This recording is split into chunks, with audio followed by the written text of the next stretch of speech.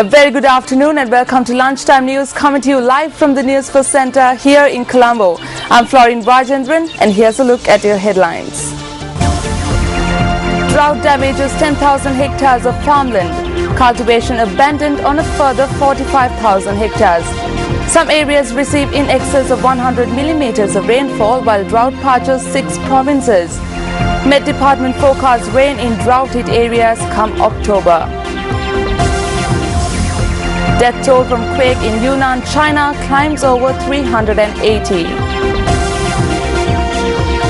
In those stories in detail now.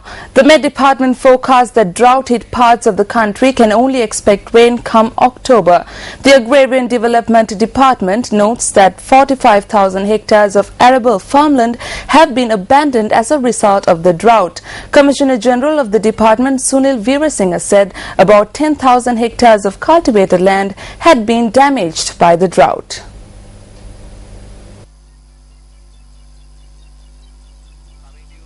The Disaster Management Centre says that the drought, which has affected 6 provinces, has affected over 320,000 families. The North Central, Uva, Eastern, Northern, Southern and Northwestern provinces have been affected by the prevailing drought. Meanwhile, about 20 families in several villages under the purview of the Puttlam Urban Council are facing a chronic drinking water shortage.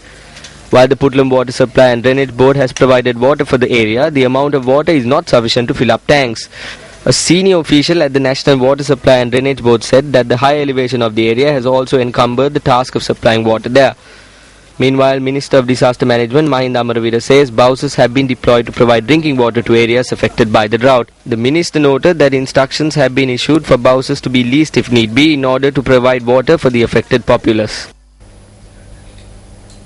Meanwhile, the Met Department forecasts that some parts of the island may receive in excess of 100 millimeters in rainfall. Duty meteorologist Pabodini Karnapala says a convergence in the low atmosphere will cause cloudy skies and rains in southwestern parts of the island. Ratnapura recorded the highest rainfall of 51.4 millimeters in the 24 hours ending at 5:30 this morning. Rains were also experienced in areas including Galle and Colombo. Showers will occur at times in the western, Sabaragamuwa and central provinces and in the Galle and Madura districts. Showers may spread to the northwestern province too. Isolated thunder showers are likely in the Uva and eastern provinces during the afternoon or evening. Strong winds at times up to 60 km per hour can be expected over the central hills, and fairly strong winds at times are also likely elsewhere over the country. Meanwhile, the Met Department notes that given the prevailing weather pattern, rains would not be experienced in drought-hit parts of the island until October. In other local news, a rock slide has damaged a house in Lunikatiya, Kanda, Gatuwana in Kurunegala. Our reporter says the rock slide occurred at about 2:30 am today. While 4 persons were inside the house at the time, they were unharmed.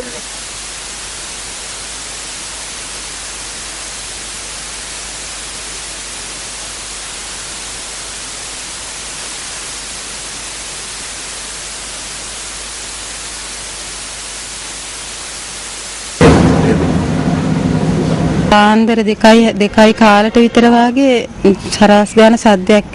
heard a loud crashing noise at about 2:15 am. Even we don't know what happened then. We were asleep.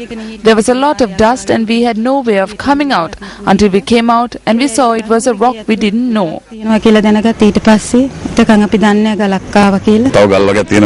There are more rock slides to come, I think. It is dangerous. We ask that the government take preventive measures.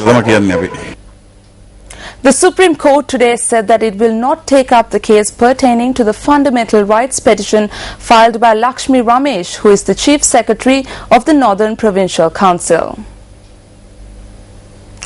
Lakshmi Ramesh is in her petition stated that her fundamental rights had been violated by regulations handed over to her by the Chief Minister of the province, C.V. Vigneshwaran. A panel consisting Chief Justice Justice Mohan Piris, Justice K. Sripavan and Justice Rohini Marasinghe ordered that since the Chief Minister had withdrawn the set of regulations, the fundamental rights petition filed in this regard will no longer be heard. However, the bench advised both parties to cooperate in order to ensure cordiality and efficiency and maintain good administration in the Northern Provincial Council. A man was killed this morning in Udakalagama in Kalahagala in Polonnaruwa. The police said that he was clubbed to death. Police said that the incident occurred this morning at around 1 a.m. in Udakalagama in the Polonnaruwa Police Division. It is believed that an argument between a father and a son had led to the father being clubbed over the head. The deceased is a 65-year-old father of 4, W.G. Martin Fernando. While the remains are lying at the Polonnaruwa Hospital, the suspect's son has been arrested.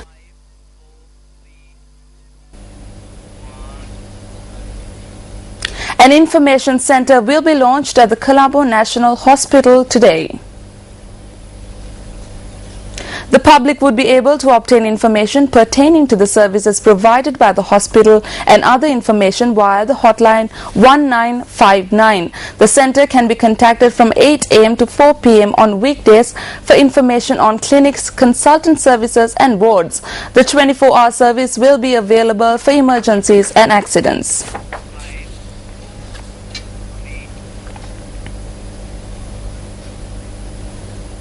Police media spokesperson SSP Ajit Rona states that a special security plan is in place ahead of the Aceleperera of the Temple of the Tooth Relic in Kandy. He stated that around 400 police personnel have been deployed for this purpose. Police have deployed 400 police officers in connection with the Kandy Aceleperera, and about 750 officers have been deployed in Mafti in order to obtain information, and there are nominated car parks in the area, so every time you have to park your vehicle in the proper place, obey with the traffic signs, road rules, and apart from that the instructions given by traffic police officers.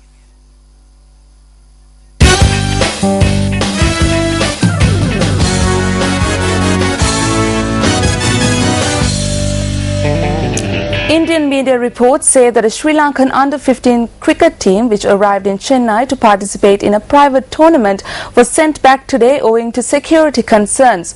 Quoting senior Indian police officials, media reports say the 16-member team had arrived from Colombo last night and were put up in accommodation in the city, but were denied permission to participate in the tournament this morning owing to security reasons. The team had later left for home. The under-15 private tournament is scheduled to be held from today to the 7th of August. Now moving on to some other sports news, Isipatana College Colombo have won the inter-school under-14 rugby tournament.